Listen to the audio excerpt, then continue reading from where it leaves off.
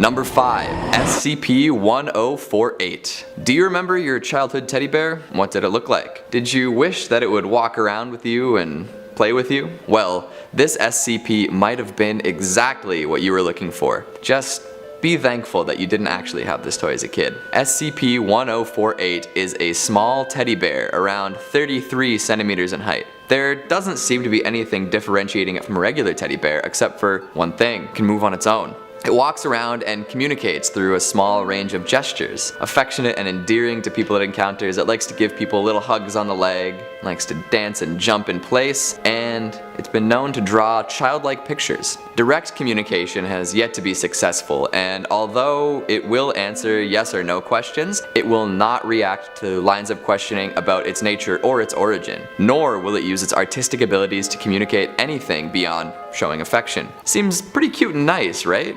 Why should we be worried about this one escaping? Oh, that's right, because it's actually terrifying and bloodthirsty. At one point, this teddy bear was actually classified as safe, but has since been reclassified to the extremely dangerous keter. About 7 months after being secured, anomalous behavior started to be observed. It constructed crude replicas of itself using various materials without anyone's knowledge. Some believe that it used its endearing qualities to lull those around it into a false sense of security. Currently, we know about 3 of its creations, designated SCP-1048 A, B, and C. The behavior of these replicas is different from the original, as they all exhibit extreme violence towards humans. 1048A is a teddy resembling the original, but disgustingly enough, is comprised entirely of human ears. You heard me right, it is a teddy ear. When discovered by a group of people at the containment site, 1048A emitted a high-pitched shriek, hurting the eyes and ears of all nearby. Ear-like growths then started to form all over the bodies of people nearby, and anyone affected died of asphyxiation within 3 minutes. The asphyxiation is caused by a multitude of ear-shaped growths suddenly developing in the mouth and trachea of all the victims. That has to be one of the grossest ways to go. I bet there's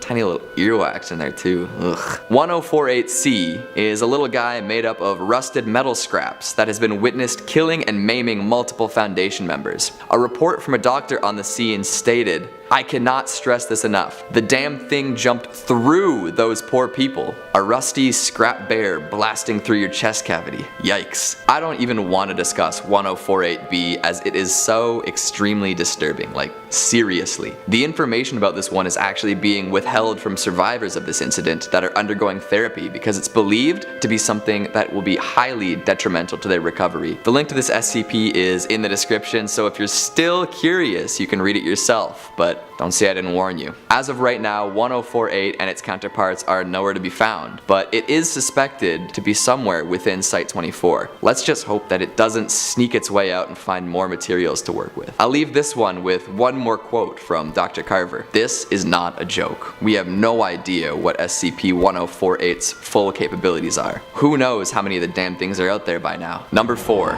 SCP-902. This one is a perfect example of the old saying, innocence is bliss. Relegated to the Arctic base Theta-12, it is the only SCP to be contained at this site. There are 50 security personnel keeping watch at all times, and no research is to be done on this object. It is considered imperative that only a very limited number of senior Foundation staff know about this. It is so dangerous that in the event of a security breach, the whole facility will be demolished by way of hydrogen bomb. That is some serious security. The item itself is what appears to be an ammunition box roughly the size of a human head. It's made of lead, and the composition of the item inside it is unknown. It's constantly ticking, and anyone who hears this becomes convinced that the item is counting down to something. When it's opened, it appears empty, but the ticking continues. Anyone who becomes aware of SCP-902 immediately becomes convinced that it is horribly dangerous and needs to be destroyed as soon as it finishes counting down. Staff who are exposed to the box will try to open and close it over and over again, looking for the item inside. The end of the report on this item actually implies that even knowing about this box will doom someone to a form of madness. It reads, "There is no object. There is an object. It has to be destroyed when the countdown stops. We are doing great work.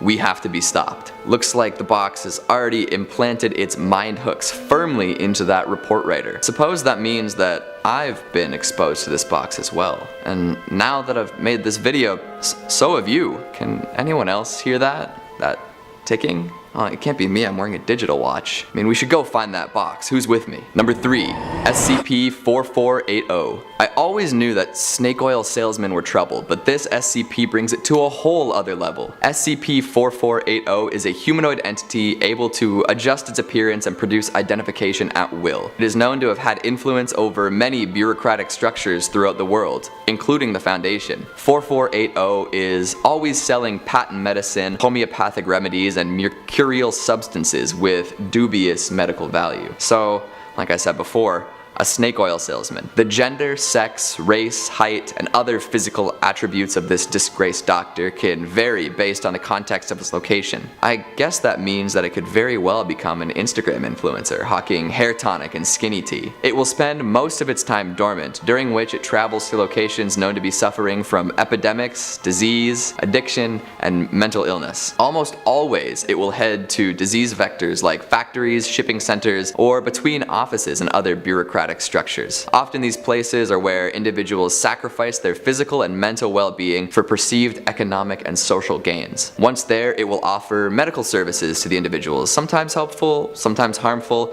and sometimes with placebo effects. This snake oil salesman really commits to the act. Once accepted by the community, it will begin an activity the Foundation has classified as Vex events. It will use its power to change policies and procedures in organizations to create dangerous and hostile work environments. Laborers will be deliberately exposed to disease and unclean materials. Once this happens, the diseases spread quickly in communities. Depending on the number of casualties caused by these outbreaks, SCP-4480 will gain an increased quantity of its medical merchandise. This could be the motivation for these Vex events, as Dr. Snake Oil over here has been known to self-medicate. It has been around for at least a century, and we're unclear as to how many bureaucratic organizations it has infiltrated. Currently, it's being monitored by the Foundation in a containment facility where it is believed to be acting as Dr. Sam Edwards. If Edwards decides to move somewhere else, the Foundation is sure to follow. Number 2, SCP-2628. I have a creeping suspicion that this one has already evaded the containment procedures put into place by the Foundation. I know a lot of people who exhibit symptoms of contact with this. We're all on our phones and computers so much anyway, most people probably wouldn't even notice. SCP-2628 is a botnet comprised of an unknown amount of internet-connected devices. It is currently unknown who's responsible for it. Botnet intercepts and falsifies content shown to users of affected devices. The alterations are difficult to predict, but several major trends have been identified. Employment/academic opportunities and social gatherings are altered to seem unappealing or inconvenient, except when they can be performed mostly on the affected device. Content describing negative consequences of sedentary behavior and/or extended computer usage is deleted. Communications expressing concern or disapproval of the user's behavior instead express acceptance or approval. The utility of various activities that conflict with the usage of the affected device, example, sleeping, driving, and bathing, are understated. And services that enable greater usage of the affected device, like online food delivering, telecommuting, and other utilities, are promoted. Outdoor air pollution is overstated and indoor air pollution is understated. These are all things that would encourage the user to stay indoors and keep on using that device as much as possible. Imagine if all the concerts and parties and work opportunities that you were invited to were changed to look impossible to attend through anything other than your phone. Usually the alterations are believable in both content and presentation, but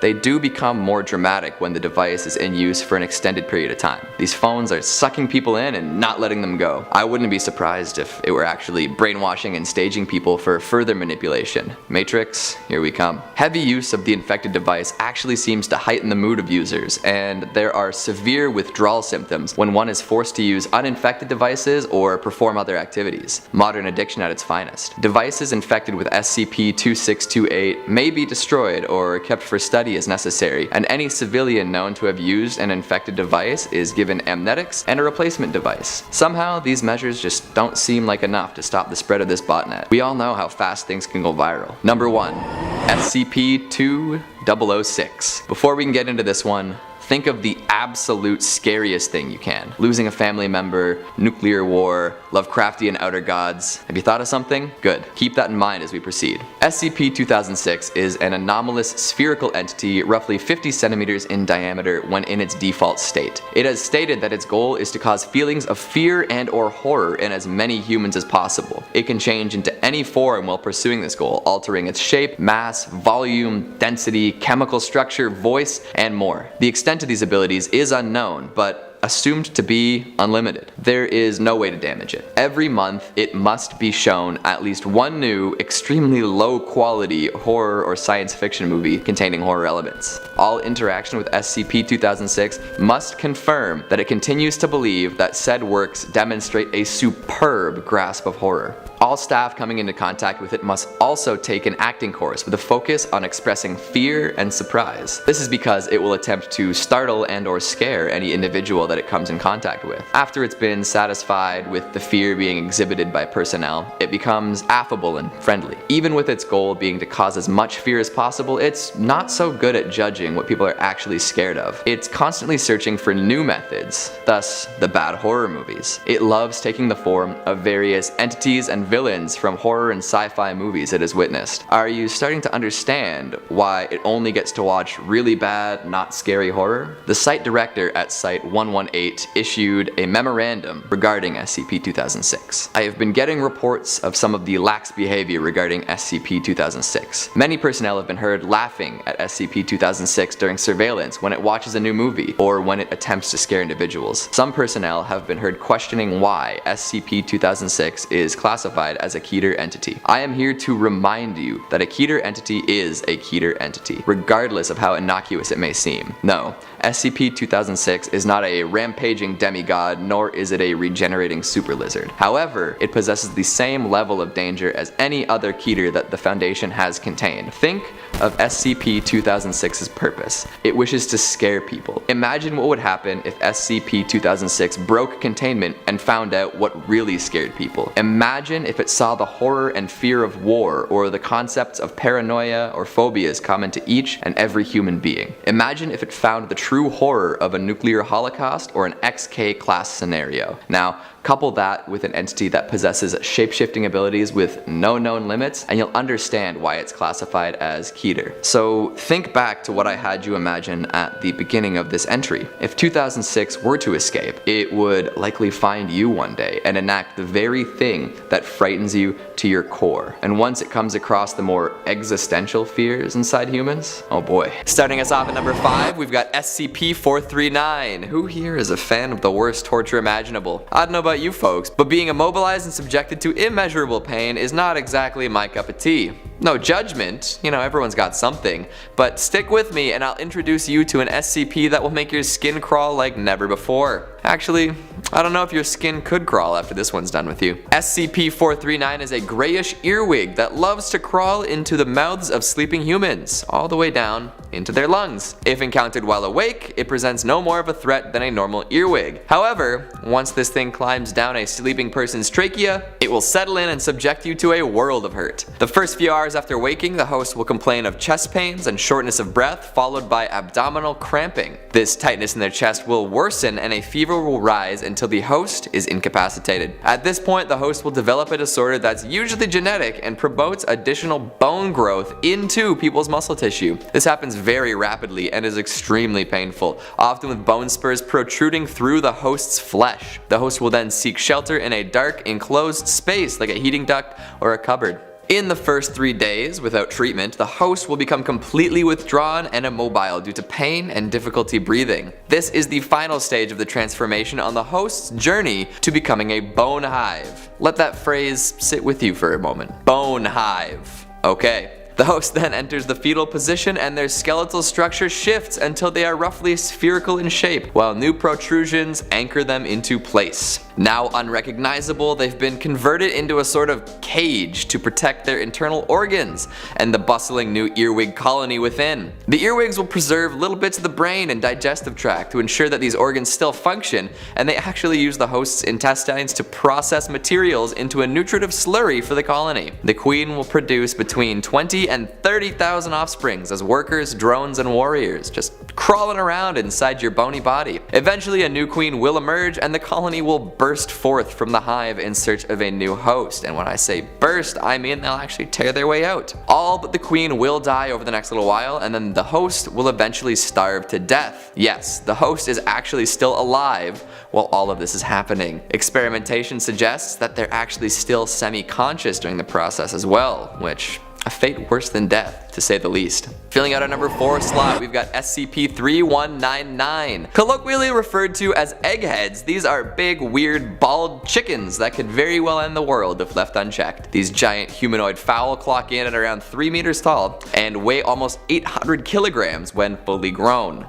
They're thick. Just look at their SCP picture. They can run at speeds averaging 25 kilometers per hour, and upon contact with a human or animal subject, they will liquefy the internal organs and bone structure. This disgusting cadaver will then be brought and fed to the younger eggheads. Their reproductive cycle is what causes them to be so fearful, as there doesn't seem to be a limit to how many times these things can reproduce. They seem to do this asexually as well, meaning that they can just go on and on without, any other contact. So get this, any instance of 3199, fully grown or not, has an egg in them at all times. They will produce them often through a process in which the egg passes through the stomach, up the esophagus, and then it is vomited out of the mouth along with a viscous red corrosive substance. While this is happening, the chicken folk show extreme discomfort and emit sounds not dissimilar to screams. These large, rubbery off-white eggs are extremely resilient and have proven to be resistant to blunt force trauma, pressure in excess of 180,000 pounds per square inch, high precision blades, and long-term acid exposure. While it's easy enough to dispatch an egg head, the eggs themselves are hard to destroy. And the fact that they can reproduce at extreme rates means that this could easily represent an XK class scenario via overpopulation. Imagine living in a world where everywhere you look you see awful flabby chicken manticores vomiting eggs and acid. Although I wonder if the chickens fry up nice.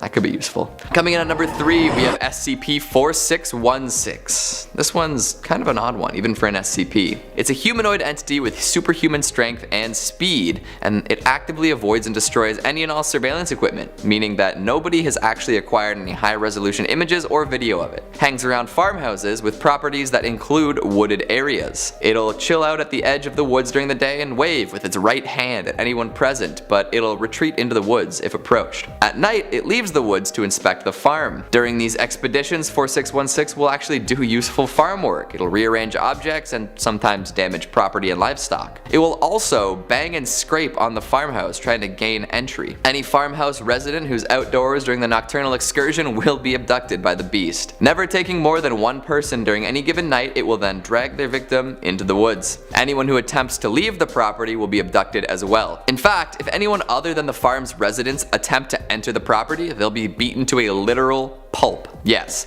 reports have shown that victims of an attack end up as a semi-fluid pulp. Those are the words that are in the report. Imagine the noises that might make. Just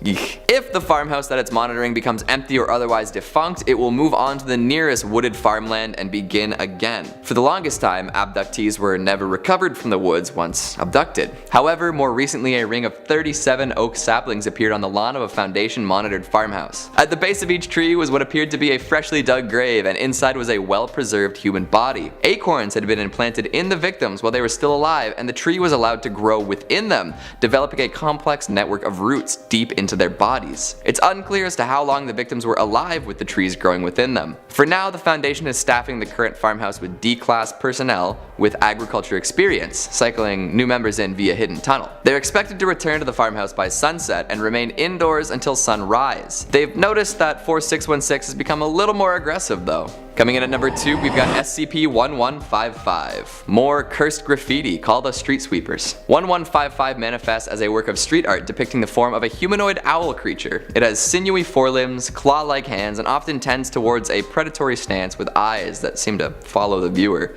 kind of like any given portrait in a haunted house. Anyone who sees this image is compelled to investigate more closely, and if they approach within 2 meters, they will be subjected to a violent attack. This attack generally takes around 6 seconds and involves lacerations, dismemberment of extremities, whole or partial removal of soft body parts, and penetrating head trauma consistent with those inflicted by a large beak or talons. These attacks will not occur if the victim remains in sight of another person, and if the sightline is re-established while the attack is underway, it will halt. This is not recommended though, because the victim will die regardless, whether through shock or blood loss. If the attack is allowed to conclude, both victim and painting will vanish. There is yet to be an instance of victim retrieval, but the painting itself will reappear somewhere within 7 days. Whenever discovered, the area surrounding the painting must be quarantined, as completely enclosing it causes the relocation process to happen quickly. If you attempt to destroy or paint over it, it will also relocate. The Foundation constantly observes 1155 from a remote location while doing their best to keep civilians away from danger. Has anyone seen Velvet Buzzsaw? Number 5. SCP-2872. This SCP is usually an exceptional racehorse of excellent size and speed. Its record in the Kentucky Derby stands at 2 minutes 1 second, and it doesn't noticeably age. That aging thing aside, it doesn't usually exhibit any anomalous behavior. It just looks and acts like a regular racehorse. However, it must win the Kentucky Derby once every 5 years. If it does not find itself draped in roses within 5 years of winning its previous derby, it will become restless and start to run in large loops. Within 2 days, it'll be continuously running, getting faster and faster and faster until it's able to demolish any wall or fence in its way. Somehow, it is never physically harmed by any of these impacts while in this state. If it's left unimpeded, it will reach a top velocity of approximately 320 meters per second and will continuously run in loops across distances measuring hundreds of kilometers. This does not mean that it's unstoppable, however. If it hears the words, "Whoa boy," it will stop over a period of 50 meters. However, the sound must be adjusted to take into account the Doppler effect before it will have the desired effect. The horse was discovered at some point in the 60s when it caused over $30 million in damages. It was calmed down successfully by the owner at the time, and custody of SCP-2872 was transferred to the Foundation. The owner explained the 5-year principle and promptly skedaddled. He hasn't been seen since. Since then, the horse has hit what was assumed to be a top speed twice. However, the Foundation found a private stable and trainer who seemed to be adept at keeping the horse sedate and winning derbies. At some point in the 2010s though, it began to show agitation again. Tranquilizers were ineffective, and even the failsafe, whoa boy, did not work. SCP-2872 erupted from his cell, causing injuries and fatalities, and ran off into the wastelands. At some point, it achieved escape velocity and achieved liftoff. Yes, you heard me right.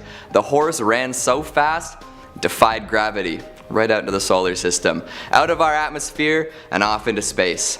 At this time, it is 10 light years away from our solar system and appears to have lost forward momentum. Current analysis suggests that it's turning back. Uh-oh. When I said it can never escape, I actually meant it can never escape the cold, dark nothingness of outer space, but apparently it's just that fast. I don't think Earth is ready for that kind of impact. Coming in at number 4, SCP-1498. You might want to reconsider counting sheep before falling asleep after I tell you about this one.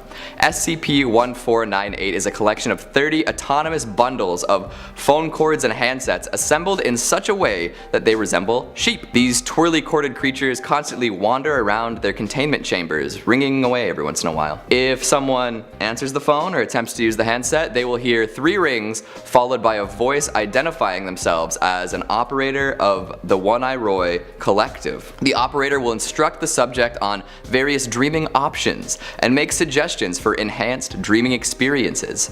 Once the call is ended, the subject will lose consciousness for 9 hours. That's more sleep than I've had all year, lucky bastard.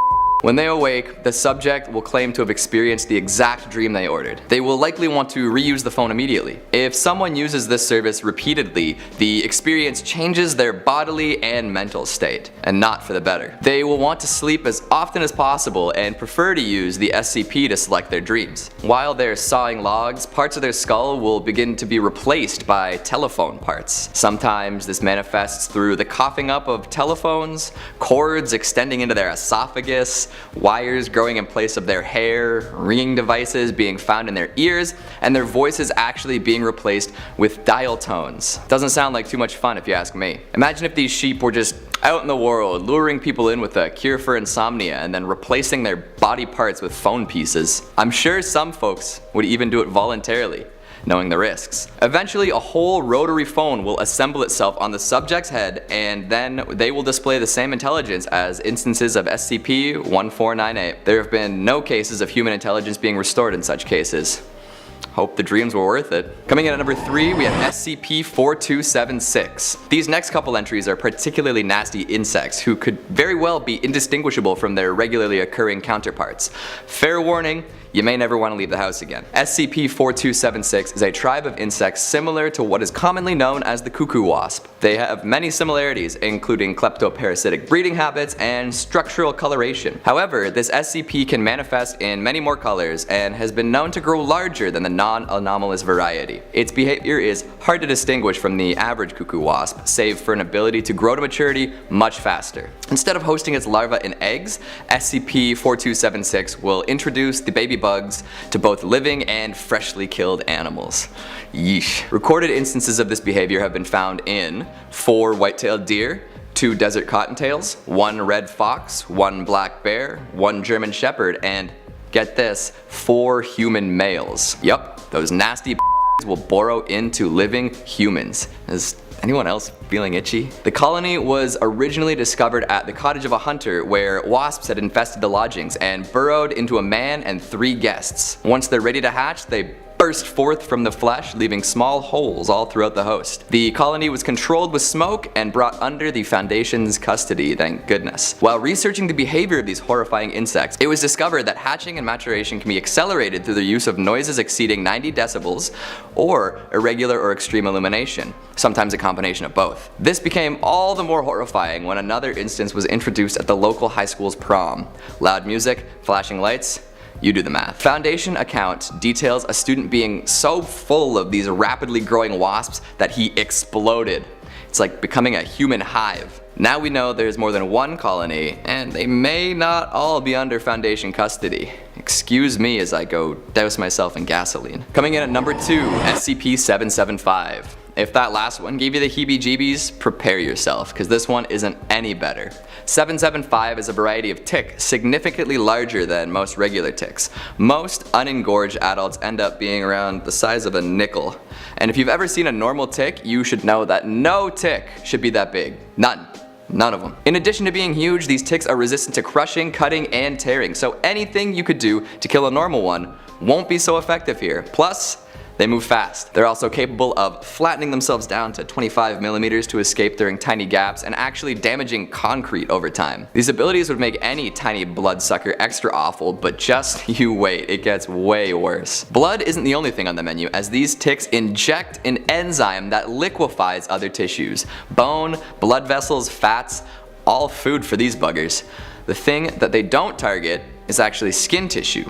Once engorged with all of the host's gooey insides, it will lay an egg sac and resume feeding. And in fact, it will not stop feeding until the host is totally incapable of providing further nutrients. That means the hosts will be just hollowed out, leaving behind the outer layers of skin. Just imagine a totally deflated, like, human balloon, and you'll start to get the picture. But the skin doesn't just get left alone, the ticks will actually get to work laying more eggs. And this loose skin will eventually be totally filled to the brim with eggs, taking on bloated and misshapen forms. Eventually, the ticks will fill these nests beyond capacity and they will burst like a greasy zit. The accelerated life cycle of these nasties mean that they can constantly undergo population explosions. If left unchecked, they could potentially decimate populations within weeks. Bleach seems to be the only way of effectively killing them, and that's only when they're submerged for more than 5 minutes.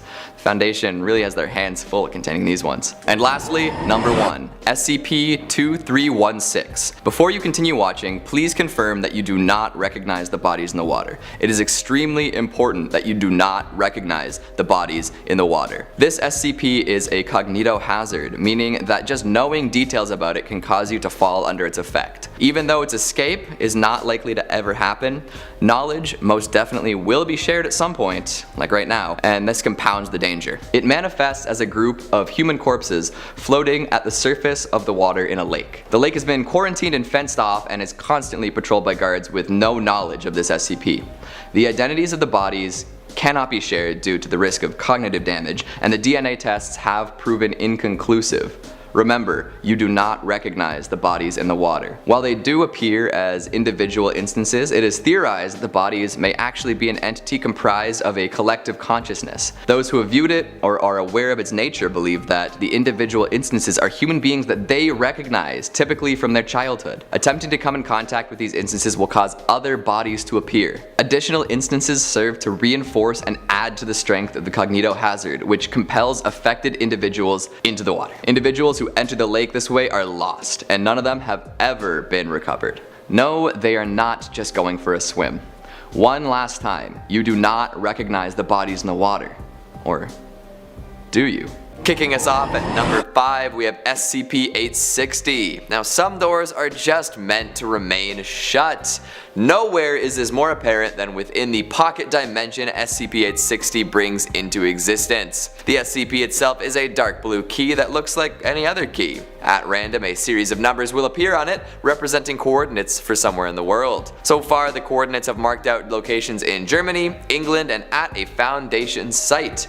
The key will fit into any door lock in the area of the given coordinates. When the key is inserted and turned to open the door, the threshold will lead to a different location. A small forest clearing with a footpath will be revealed with blue mist hanging in the air. As soon as someone enters the door, it will automatically close and lock behind them, leaving them alone in the forest. No turning back. If the subject follows the footpath, they will be led to another similar door, which will lead to the usual location of the original door. Through many explorations of this area, some strange occurrences have been discovered. Weird, distorted howls have been reported by subject, as well as the sensation that they're being followed. The first couple subjects made it through alright, although the second reported being beckoned by something. The subject disappeared off the path to follow it, and the key remained stuck in the door for 7 months. Nothing was going to remove it. At the end of this time, the subject returned, noticeably aged and with a calmer demeanor than before. Subject 3 attempted to destroy the door, which apparently was a very bad call, because then a large paw appeared on the camera feed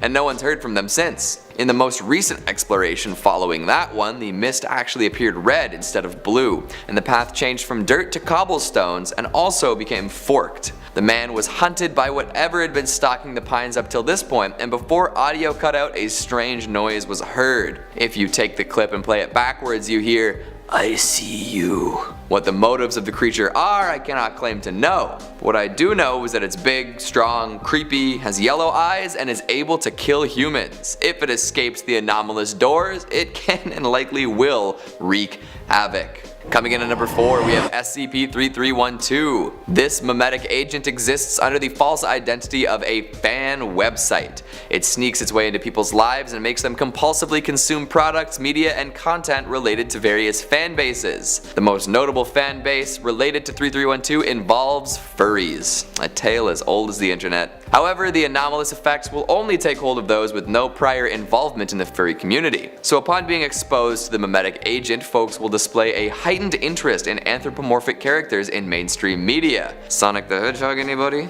This will intensify over time through 6 marked stages. Soon they'll initiate participation in the furry community, including the creation of a persona and joining in on the roleplay. After this, affected individuals will seek out internet users who share negative views on the community and also expose them to 3312, bringing them into that community. At this point, the spread increases exponentially and anyone involved will become borderline obsessive. This could look like many things, including running several role-playing accounts, the purchase of animal costumes, consistent attempts to contact a prominent member of the community called Ollie Fox, and the creation of a political party concerning the desires of furries. After this, the individuals will assume the role of a prepubescent child and will cease to be able to attend their own needs. Their living conditions rapidly become unfit for any human, and they abandon any people outside of their online community. Then they'll undergo the delusion that they are indeed an anthropomorphic character and perpetuate this by any means necessary. This results in rejection by the non-anomalous community, following events like attempted intercourse with animals, heat-related deaths associated with animal costumes, deaths from great heights among those with winged animal characters, and firearm attacks. The final stage of this anomalous transformation involves total loss of higher cognitive functions. The individuals will regress to instinctual behaviors, and their prior personality will be destroyed. They still possess human speech, but it'll be characterized by childlike pronunciations and heightened pitch. The final stage also involves heightened aggression towards all people, and the 3312 sufferers will kill indiscriminately, all while saying things like, "Hello, Mr. Police Officer." My goodness. Coming in at number 3, we have SCP-2718. Now this one's interesting because some Foundation personnel want it buried, while others think the world has a right to know about it. We'll see if it ever makes it to the public at large. 2718 is apparently a cognitohazard, but if you look a little closer, you'll notice that it's actually just insanely hard to find in the Foundation database. It's consistently being pushed deeper and deeper and deeper, with additional layers of security added. The fact that it's on Dameron clearance is stated like 5 times in the article. Plus the classification and number keep changing, so somebody wants to make sure this stays hidden. So what is 2718 really? Are you sure you want to know? Okay. Well, it's the fact that your mind and consciousness remain in your corpse after you die. This means that you feel your own body decaying, breaking down, being consumed, etc. And the pain doesn't stop when your body ceases to be either. Nope. Everyone will just be in intense agony forever and ever and ever. No mouth, no screaming, just immeasurable pain, even after the worms are done with you. This was all discovered when the Council resurrected 0511, who then reported on what the afterlife was like. Pretty terrible by the sounds of it. Everyone is afraid of this discovery and its implications. For those reasons, the 05 Council has decided to try to stop human death forever. So far, they haven't been too successful. Soon after the initial discovery, somebody clued into the fact that everyone is anomalously scared of 2718, and it should probably be erased from memory altogether. But before it could be totally wiped, 0511 decided that people had a right to know and ensured that if somebody tried to delete or edit the entry, large portions of the database would become corrupted. The Council still went through with their plans though, killed 05, and erased 2718 from everyone's minds. Now it's chilling in the deep dark depths, trying its best not to be discovered. But now you know! Who's excited for an eternity of formless suffering? Clawing its way in at number 2, we have SCP-2571. We're not really sure if this is a real place or not, but ideally it will be prevented from spreading any further than it already has. This is quite difficult though, as it's just a dream, affecting people with seemingly no pattern. Cragglewood Park consistently appears in the dreams of 0.05% of the world's population. It's mostly common among adults who are raised as only children, but this is only one trend that's been identified. The dreams are largely upsetting to those who experience them, as they associate them with their own memories, even though there's no evidence of them ever being to the seemingly fictional theme park. Amnestics do purge these memories at first, but they always seem to resurface once treatment wraps up. Wherever these memories are coming from, they want to remain in the minds of people no matter what. Recurring themes include being between the ages of 4 and 12 while visiting, there being numerous anthropomorphic trees and plants present, no adults around, calliope music, and other unknown children being around. And there's only one ride, and that ride is a carousel. While there were always other kids on the carousel, the subjects interviewed never rode. You'd think that a theme park would involve all smiles and laughter, right? Well, the kids in the memories do smile and laugh, but only to keep from crying. Subjects have claimed to want to keep the trees happy, to ensure that they didn't know they were scared. But this is all a dream, right? What's the big deal? Well, actually, one subject in particular found an old cassette tape labeled Cragglewood in their childhood home. It documents the experience of 2 children making their way through the park. In the end, one child has to go on the carousel, and one does not. This knowledge is very upsetting to the 2 children, and after some teary-eyed goodbyes, they part ways. Screen grabs from the tape were uploaded to the wiki, and let's just say I can understand why the kids were so upset. These smiling tree mascots are not as friendly as one might imagine. And it seems that being raised as a single child doesn't always mean you never had a sibling. Just don't follow the organ music, alright? And lastly, at number 1, we have SCP-2480. The Sarkics are one of the most prolific and dangerous groups of interest in the SCP universe, and this town is no exception. Right now it's presumed neutralized, which is a freaky little classification. It went from safe to Keter to we really don't know where this is. Oh geez. 2480 is a dimensional anomaly in Massachusetts centered around a manor owned by someone in the cult known as Aditum's Wake. Aditum is a city ruled over by the Grand Karcist Ion. It seems that the Wake is trying to kill Ion, potentially to take control of some of these psychic sects. Whatever ritual that was performed here went terribly wrong though, leading to some deaths in the family. Self-inflicted gunshot wounds, implosion, fatal physical reconfiguration, you know, all the normal stuff. Researchers had noticed all sorts of weirdness in the town, like way too many children in each house and suspicious deaths, but didn't know the truth of it until they started taking exploratory DMT. This drug allowed people to see beyond the veneer into the strange, warped reality. The town was full of invisible, hooded figures with buildings made of flesh. The messages "he is dreaming war" and "Aditum will rise" are found, which seems to me like a doomsday waiting to happen. And of course, what is a creepy Lovecraftian town without some monsters? 2480 is home to massive humanoids, 4 meters tall, covered in pale, flabby flesh, walking around with their massive toothy mouths and 3-fingered hands covered in viscera. Do not approach them, okay? It's been discovered that the flesh around town is mostly human, and that this reality is actually bleeding into ours. The Foundation and the Global Occult Coalition have teamed up to manage this anomaly, which is a sure sign of something crazy going on, because there's no explanation for these two organizations working together. None. So buckle up and maybe leave New England to the New Englanders. We're not really sure what's gonna happen. Presumed neutralized. Yeah, right. Coming in at number 5, we've got SCP-1879. No matter where you're from, or who you know, or what your favorite fast food joint is, there is one fact that we can all agree upon. Door-to-door salespeople are vampires who should be avoided at all costs. Except for the Girl Guides. Thin mints get you a pass. Considering that 1879 is a non-cookie-toting salesperson, he's bad news. 1879 is a phenomenon affecting houses in Washington state.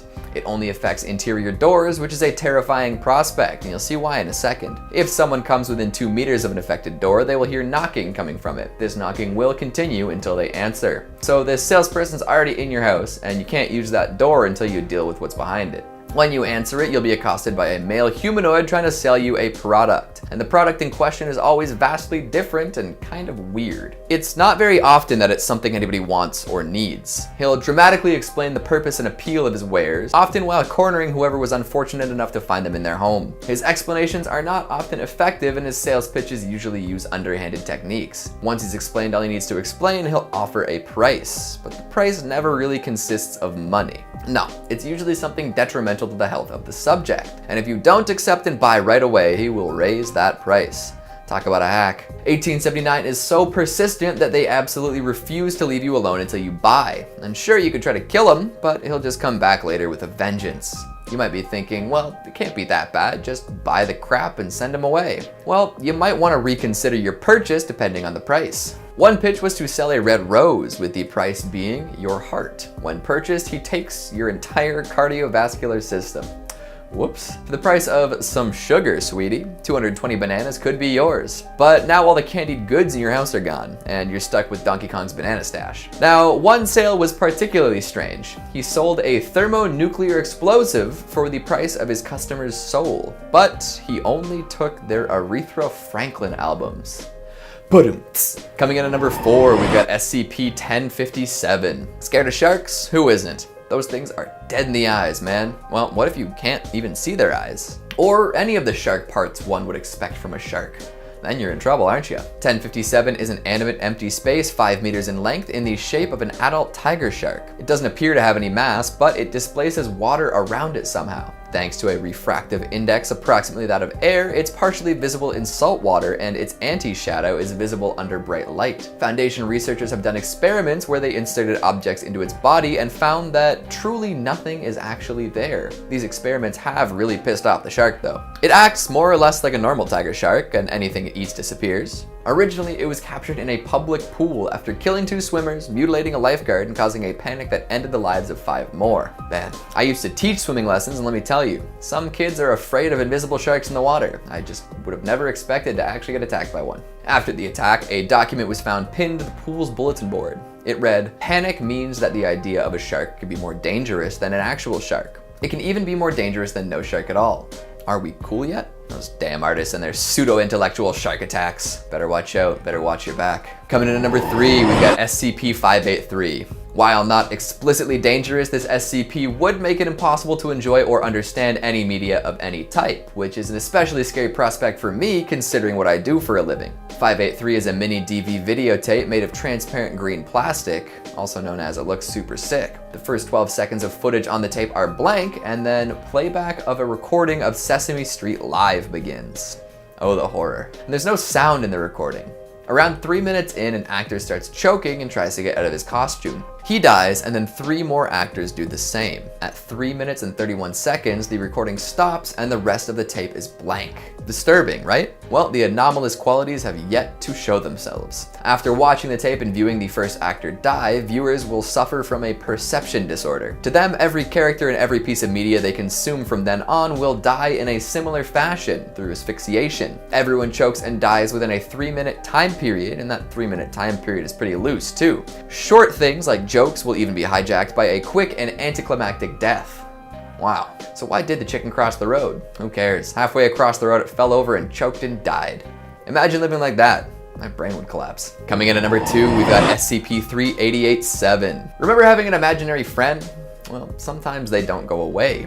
3887 consists of 2 entities, a young woman and her paranormal pal. We'll call them 3887A and B respectively. A is pretty much just a normal human woman, save for the fact that she has a strong emotional attachment to B. B is a grayish-green, horn-headed, yellow-eyed entity with a rat tail and long arms. She's got male and female genitals and feeds on fear, a la Monsters, Inc. Sunlight causes her skin to blister, and her presence disrupts and damages digital recording devices. Essentially, B is a freaky, fear-eating monster that has somehow befriended her supposed prey. The Foundation first discovered this duo after an incident at a party that left a whole lot of folks in need of amnestics. See, during this party it appears that A's date was humiliating her in front of the guests and acting in a demeaning manner, as was characteristic of their relationship. B did not take kindly to this, and as such manifested under a table and assaulted the date until their limbs were no longer attached to their body.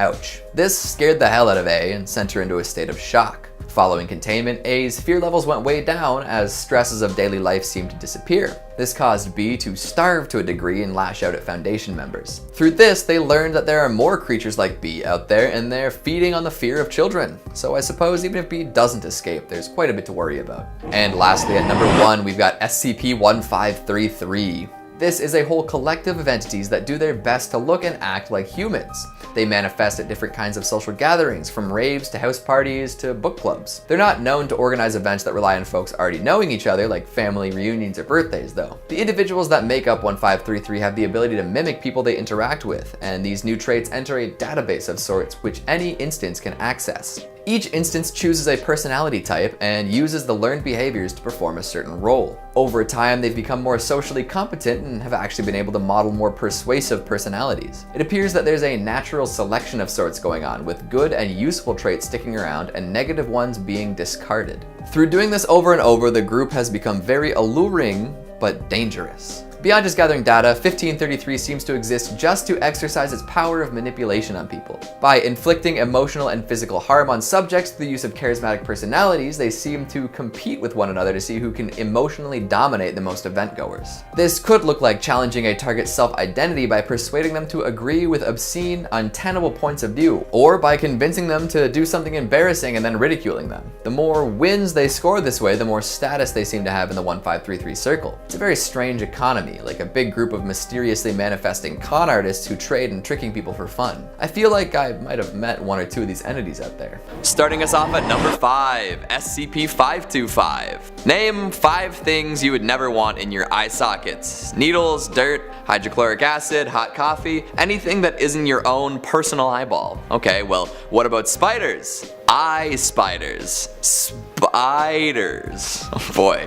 That's what SCP-525 is. It's a bunch of spider legs that want to come together and steal your eyes. So actually, it's a collection of multiple disjointed arthropod legs around 10 to 15 centimeters in length. DNA tests have been inconclusive, but it seems like these spindly limbs are closest to those of a brown recluse. At the base of each leg are several minute hooks capable of perforating flesh. Ah, perforated flesh. It makes me think of the days where I thought everything sounded like a wicked band name. Well, actually that would be a good song name, but I digress. When these legs are left alone, they remain motionless. However, if 8 of them are brought within 0.6 meters of each other, they will bunch up into a group and attach themselves into a single entity. We'll call this one 525-1. Once a makeshift spider is formed, this 8-legged freak will crawl around and try to make contact with the closest human or similar. I say similar because they only respond to most large to moderate sized mammals, and even then, not everything is attractive to them. Once it finds a suitable eyeball producer, the spider will crawl up to the sockets. It'll center itself over the eye and use 4 legs to secure the eyelid while the other 4 extract the eye.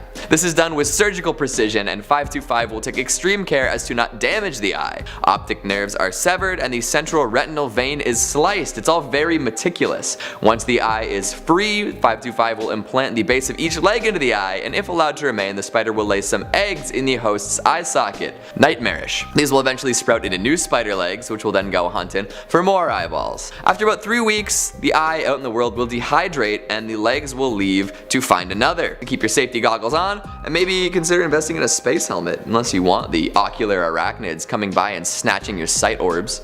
Coming in at number 4, we have SCP-4165. Is anyone in the audience a tortured artist? Like, do you get an idea and you make it and it doesn't turn out how you wanted it to, and then you feel bad and the failure torments you? It looms like a dark inky shadow in your mind following you around as you attempt to live a normal life? I'm definitely not speaking from experience here, no way. I'm just trying to make a connection between you and the SCP we're about to discuss. SCP-4165 is a 28-year-old human male in pretty rough physical condition. Lots of minor health problems here, but all of that is non-anomalous. The real abnormality is the ink monster that manifests and chases him. We'll call this dark blobular humanoid. 4165-1 has the ability to change its shape, size, and physical state at will. It will typically manifest around 50 meters away from 4165 and move towards it, avoiding any existing obstacles. No interest will be shown in other individuals unless it's attacked or otherwise provoked. If this is the case, it will harden its extremities and use them as weapons or attempt to fill the assailant's mouth and nose with ink. Not nearly as tasty as squidding pasta, unfortunately. If 4165-1 is immobilized or significantly harmed, it will demanifest and then wait around 7 to 10 days before showing up again. A nice week off for our poor 4165. Coming back to the question I posed at the beginning of this entry, there is one instance of the ink monster getting close enough to kill 4165. It has never actually killed him though, and instead, if it gets nice and close, it'll pull a notebook and black pen from a hole in its head. This will greatly distress 4165 and often cause a panic attack. If the book and pen are not accepted and used, the beast will savagely beat 4165. It's like writer's block manifesting and then kicking your ass. Like, oh, write the book, you idiot. Oh, who told you? You went out and told everyone that you were gonna do it, now they think you're a hack. Ugh. I don't know. It's existentially and creatively terrifying. Coming in at number 3, SCP-4064. Maybe some of you folks at home would want to meet one of these SCPs. Sometimes it takes a little confidence boost and then a heartbreak for you to get your life back on track. No judgment. 4064 is a hive mind capable of inhabiting 6 distinct bodies, each of which appear as a light-skinned human woman with a golden face mask. These instances are able to interact with their masks on a biological level, sharing neuron impulses with each other and often perceiving their surroundings simultaneously. Persuasion also becomes more effective while wearing the masks. The goal of the 6 individuals is to serve a deity known as Anatolia. They all claim to be the daughters of Anatolia who need to nourish their goddess through the collection of strong negative emotion. The gold mask-wearing sextet are known as the Sisters, one of the multiple subgroups of the daughters. Sisters collect anguish and go around forcing people to fall in love with them before breaking their hearts. The emotional ruin of the men they seduce is delicious food for their goddess. The Foundation was able to secure and contain 2 instances of the Sisters, and from various interviews they were able to find out about 2 more subgroups, the Matrons and the Pipers. Matrons nourish Anatolia with torture and fear, while the Pipers murder innocent people to collect pure mourning. The sorrow at the passing of a loved one is considered the highest quality food for the goddess. I'll take the breakup, thank you very much. I mean, maybe it'll inspire SCP-4165 to start raiding again.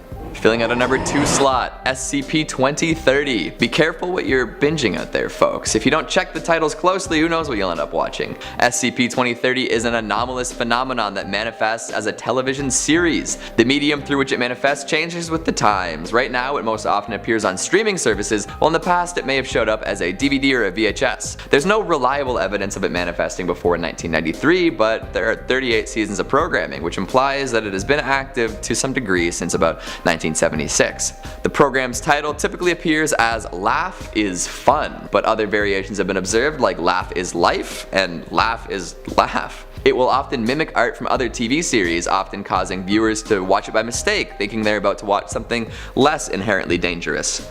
Laugh is Fun is a hidden camera comedy series along the lines of Just for Laughs gags or Candid Camera.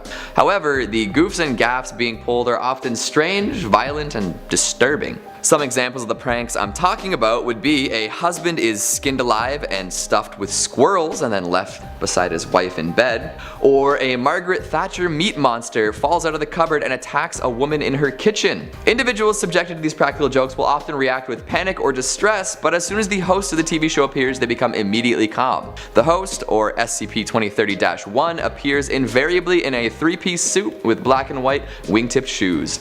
Is always shot from the neck down, making identification difficult. Most participants will express familiarity with the host and often identify him by his known name, Laffy McLafferson. Laffy will always give an odd speech at the end of each episode, and it sums up what we saw in a way that would seem to be like aliens wrote it if they wanted to mimic human entertainment from the 70s. Not quite word salad level, but definitely in the uncanny valley of speech, if that's a thing. All participants on the show are real, recognizable humans, and every last one of them has died of causes unrelated to the show. There is nothing connecting their deaths to the show other than the footage of them on the show. Laugh is fun. Laugh is laugh. And at number 1, we have SCP-4205. What are your windows made of? Do you know the particular variety of glass? Maybe find out or just stop looking at them. Why? Because you might accidentally catch a glimpse of 4205. This is a visually perceived cognitohazardous anomaly presenting as two adjacent amber-hued luminous oculiform objects within a transparent medium, or in layman's terms, amber eyes appearing in glass. It has been observed in all sorts of glass, the only exception being lead glass. Any sentient being directly viewing 4205 will undergo immediate and irreversible brain death, with all measurable neurological activity ceasing within 500 milliseconds of exposure. It 100% instantly kills people that look at it. An outside observer would see the individual just drop dead. However, for the person dying, the half-second interval it would take to die would seem like it was taking forever. This is stretched out in their perception as the eyes seem to enjoy tormenting people. Yikes. All you did was look out the window and now you're experiencing unimaginable torture and regret. Bad deal. Should have kept your eyes on the screen. Viewing footage of the eyes is safe, but any digital footage will display some level of corruption. And the Foundation terminal that had been used during a viewing event was later found with severe textual and data corruption. The entry for this one is very interesting. It actually mimics the experience of using a 90s era Foundation terminal, so I would highly recommend checking this one out in its entirety. Poor Wade, so self-conscious, so self-critical, but hey, happens to the best of us. Coming in at number 5, we've got SCP-939. We're gonna start off with a doozy, because this SCP is best described as a big, ugly, red, bloody, unhinged jaw fish cave thing with memory loss powers. That's a mouthful, I know, but it's all true. And the last thing you want is for it to get a mouthful of you. Multiple iterations of this lovely cave dweller exist, and they are capable of bearing young, so they can multiply. How nice. 939 is an endothermic pack-based predator adapted to cave life. Its skin is highly permeable to moisture and is a translucent red color thanks to a chemical compound similar to hemoglobin, kind of like a living blood sausage if you're into that kind of thing. I've heard they're quite delicious, but now I'm thinking about food instead of SCPs. These weird red troglobites are about 2.2 meters tall and weigh around 250 kilograms. They have 4 limbs, each ending with 3 claws and an opposable 4th digit. 939's extremities are covered in short, bristly hair-like structures which are great for climbing. Each has an elongated skull with no eyes or eye sockets, not even a brain casing to be found. But their jaws are lined with red, luminescent fang-like teeth, kind of like a viper fish. That's an ugly sucker right there. Along their dorsal ridges run eye spots and spiny protrusions that are sensitive to light and air pressure respectively. They are likely used to navigate the caves they seem so adapted to and seek out prey. The weird thing about their prey-seeking tendencies though is that they have no apparent need to feed. These hemoglobin hobgoblins are without vital organs organ systems. No central or peripheral nervous systems, no circulatory systems, no digestive tract. So they have no way of digesting the tissue that they consume, and instead they let it accumulate in their respiratory system till there's too much, and then they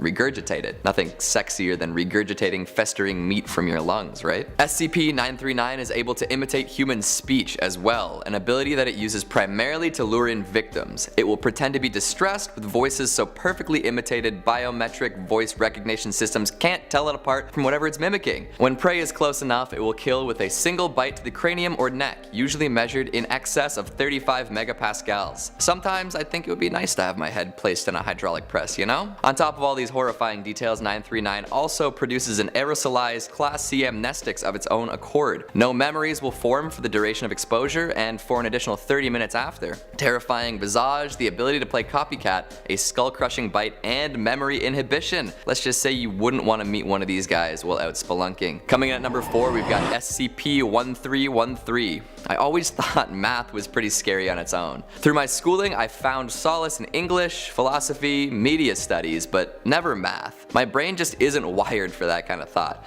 Thankfully so, too. I could have been in grave danger had I been too keen on algebra and arithmetic. SCP-1313 is an anomalous series of logical processes capable of being defined as a mathematical equation to which the answer is a single female specimen of Ursus arctos, aka a grizzly bear. I think the proper designation for a grizzly bear is Ursus arctos horribilis, but we'll leave that be for now. In layman's terms, what this means is if you reach the correct answer to the mathematical equation that SCP-1313 represents, a grizzly bear will manifest somewhere close by and start to do what grizzly bears do. Not something you want to deal with in homeroom. The numerical anomaly first came to the Foundation's attention in 1967 when a bear attack was recorded at White Cross High School. Since then, over 1,700 separate incidences of bear attacks in educational institutes has been observed, with over 1,600 fatalities and 20% of the bears still at large. Half solving the problem won't summon any predatory mammals, and there's no way to return the bear to numerical form by solving the inverse. So if you're gonna follow through with this piece of math homework, just be sure you're well equipped to fight a 200-kilogram mama bear. And if you feel that you've personally begun to figure out this equation, get yourself some amnestics as soon as possible. The problem doesn't need to be physically represented. Even solving it in your head will result in the manifestation of a bear. I always knew math was unbearable.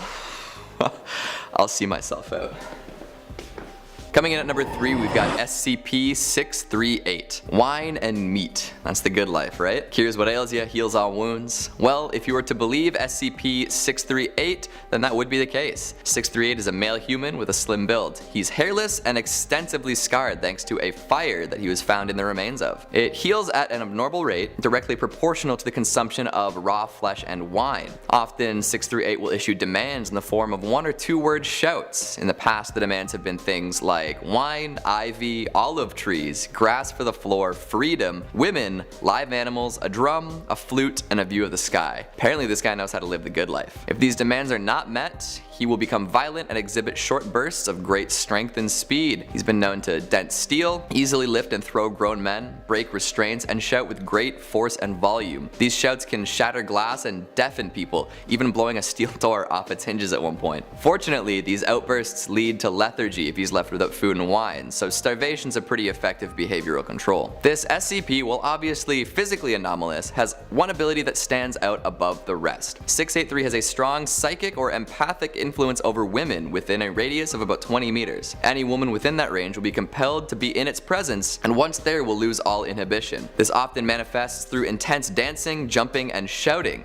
If they're allowed to continue on, they will dance until they drop from exhaustion. Attempts to remove female subjects result in violent responses from both 638 and affected subjects. This SCP will use these folks in aid to escape, as subjects will also demonstrate greater physical prowess along with a higher level of adrenaline. Once removed from his influence, subjects demonstrate full memory of their actions and often feel intense shame if it's not something they would have otherwise done. The jury is still out on how the influence works, whether psychic or empathic, but could be something else entirely. In the meantime, hide your kids, hide your wife, because he's influencing everyone out there. Coming in at number 2, we've got SCP-076. I like to think of this one as being like a Terminator without the influence of Skynet. Less metal parts too, I guess. 076 is actually classified as two things, a stone cube and the humanoid entity contained within. The cube is covered in engraved patterns with no known origin with 21 locks on the door. Inside is a human male estimated to be in his late 20s. He's got black hair, gray eyes, and olive skin. All over his body are tattoos depicting arcane and occult imagery. He's commonly referred to as Abel, and for simplicity's sake I'll refer to him as such. Abel is technically dead while encased in the stone cube. Every once in a while he will awaken and reanimate with all human vital signs. He'll then seek out the nearest human and enter a rage state in which all humans encountered are fought to the death. The only way to end this rampage is by killing Abel. This proves to be very difficult though, as he possesses superhuman physical abilities and is able to ignore pain and shock. He's been seen carrying on through seemingly deadly injuries, ripping through reinforced security doors, clearing 64 meters in under 3 seconds, taking multiple 50 cal rounds to the head and continuing to fight, swatting lower cal bullets out of the air with rebar, surviving without oxygen for more than an hour, and materializing bladed weapons out of nowhere. Is my Terminator comparison making more sense? Even when he dies, he'll turn to dust and then reform in the coffin over a period of time between 6 hours and 25 years. The lad has nothing but contempt for human beings and will fight tooth and nail to keep killing. There's a weird connection between SCP-076 and 073, and under no circumstances should they be allowed to meet. Here's hoping they keep a close eye on this one, because I'm not down to die gloriously in combat against a superhuman. Not yet, anyways. And finally, number 1, SCP-2440. I am pretty sure that I've already fallen under the influence of this one. Yep. Even before I tell you more, it's likely that you have too. Anyone into SCPs has a higher chance than most to sustain 2440 infection. Let me explain why. This SCP is an extra-dimensional entity whose power increases proportional to the number of people aware of it. Using a mimetic agent that can be inserted into any source of information, this SCP can control the actions of the infected to some degree. Once it reaches a certain level of awareness, it can extend its influence past infected individuals. I'll run down the scale that it seemingly works by. At fewer than 200 infected, the individuals influenced will demonstrate a heightened interest in horror, fantasy, and sci-fi media. They'll express interest in writing and sharing these works, which increases the infection rate. See where I'm going with this? You've probably already stumbled across some of the mimetic agent already. Meme warfare, people, with horror, sci-fi, and fantasy at the core. Once it amasses over 500 people, it can overtake the body of an infected individual and speak to all infected individuals at the same time. On its journey to 10,000, it gains reality-bending characteristics and becomes capable of manifesting itself outside of a host for short periods of time.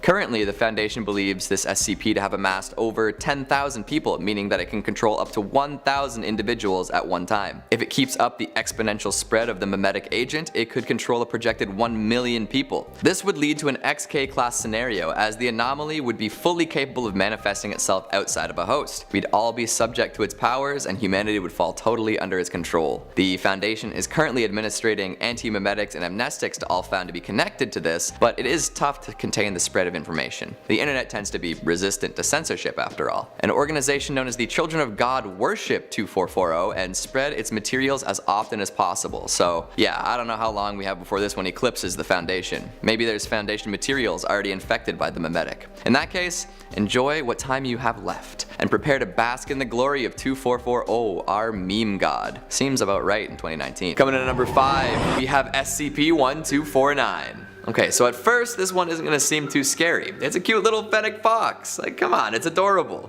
But keep in mind that the Foundation keeps only one of these under lock and key and literally incinerates the rest. Yes, they take these tiny foot-long foxes and they throw them into the incinerator to prevent them from being spread across the world. Why would they do something so barbaric? Well, I'll tell you why. Because these things are dangerous and deadly. While appearing to be identical to a non-anomalous fennec fox, SCP-1249 is comprised entirely of fungal material. This mushroomy stuff has replicated the skin, skeleton, and fur of a fox, while its internal structure consists of a thick mold of varying viscosity. Ugh. It is constantly exhaling a toxin containing heavy amounts of psilocybin and muscimol. So if you take a liking to this fox and you decide to hang out around it, you'll be exposed to this aerosolized toxin. After 2 minutes of exposure, an exposed subject will enter a consistently increasing state of euphoria until removed from 1249's presence. After 5 minutes, they will become highly resistant to pain and begin to behave similarly to those under the influence of psychedelics. Yeah, this fuzzy little pal will get you high. Some of you might be down for that, but not for what happens next. If the fox sees a subject in this inebriated state, they will lie on or against the subject. Soon after this cuddling begins, 1249's skin will appear to melt and grow over the subject. It will then completely envelop its prey and shift it towards its abdomen. There is no known limit to what this tiny guy can envelop, and it is capable of processing over 190 metric tons of food in 1 week. The oddest thing is that the fox will only eat live prey in this matter. It will eat dead subjects and processed food just like a regular fox would.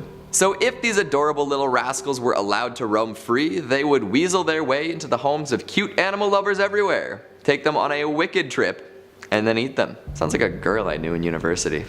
Filling out our number 4 slot, we have SCP-1536. These odd little ovals have major implications if you really think about it. Usually they just crawl around on the ground using their 2 weird arthropod legs, but something very interesting happens if they're presented with a direct line of sight to a sufficiently complex moving object. 1536 will alter its composition and appearance to match that of the object, effectively transforming into whatever the target is. While in this active state, it will be identical in every measurable aspect, from DNA to skin markings to even memory and personality. It even has the same life requirements, whether that be food and water, oxygen, etc. If it can sustain itself, 1536 will remain in this transformed state indefinitely, acting just as whatever it copied would. Damage and wounds will be sustained as well, and if the object is killed, it will return to its inactive state. It can't copy something from an image or a recording and needs about 16 minutes to cool down after returning to an inactive state before it can mimic once again. Who knows what these things are thinking when dragging themselves around on the ground prior to transformation? Is there a reason they do this? Do they have some sort of evil agenda? Plus, once a human is copied, it essentially becomes self-sustaining to the same degree that the person it copied is, so it can probably find food and avoid danger. What would happen when 2 of these identical clones come face to face? What if an important public figure is copied and it becomes impossible to tell them apart? What if it copies another extremely volatile SCP? These are questions I definitely don't want the answers to. Keep it locked up, throw away the key. Now at number 3, we have SCP-2774. Do you remember the sloth from Zootopia? Could you live like that every day? Slow reaction times, no emotion, a lack of ability to make high-level decisions. I know I couldn't. But if you ever come in contact with the mimetic agent 2774-A, you're gonna end up that way. SCP-2774 is any medium that contains 2774-A, which is a mimetic image of an unknown humanoid entity wearing a sloth costume. Once you see this image, the effects will set in between 40 and 100 hours after exposure. Once fully realized, you'll lose all ability to use your cognitive functions or make higher level decisions, save for a period of about 150 seconds every 24 hours. So basically, you're walking around on autopilot with 0 input until you get this short 2.5 minute window. Sounds like hell if I'm gonna be perfectly honest. Subjects who have already been exposed would tell you that it is. During their 150 seconds of lucidity, they're often agitated and fearful, and it's common for sufferers to act irrationally and express dread at the permanence of their situation. More often than not, they will beg someone to kill them or act in ways that would expedite death. At this point, the Foundation has found that the most humane thing to do is terminate the victims. Might be the first truly humane thing the Foundation's ever done. If you're colorblind, count your lucky stars. The image only retains anomalous properties if it contains hues of red and green. And for whatever reason, it has not been found online yet, just in media like movies, TV, and magazines. Home videos too. So all you young folks out there need not worry, the memes on the internet are still safe. Or at least as safe as they were before you knew about this one. Coming in at number 2, SCP-3998. Now this one is a scarecrow made up of very burned human body parts, held together by wicker, nails, and wire. It seems that it originated sometime in the late 17th century, but it still remains very much intact. This burned barnyard accessory constantly exudes flammable liquid from its bones, consisting of human fat and ethanol. Every night between 11 PM and 4 AM, 3998 ignites and is engulfed in flame. Even though the flames are quite intense, it sustains no structural damage. If nobody's nearby, it's no big deal. But if somebody is nearby and meets a set of criteria, they will also spontaneously ignite. As they burn, large quantities of ethanol will appear and start to boil in their stomach, inducing vomiting and causing further external burns, nerve damage, and organ damage. Eventually their body fat will begin to melt, and if they're left to burn long enough, the melted fat-ethanol combo will cause the stomach to violently rupture, often splitting the victim in two. These flames cannot be extinguished until 3998 is also extinguished. So that's pretty violent. right? Burning to death while vomiting ethanol? Well, thankfully, if you're a nice person, it won't affect you. It appears that only people who have killed or physically abused a romantic partner are targeted by these effects. So honestly, this thing's doing us all a favor. Although, if it appeared in a city center, we might have an issue. It could burn the whole place to the ground.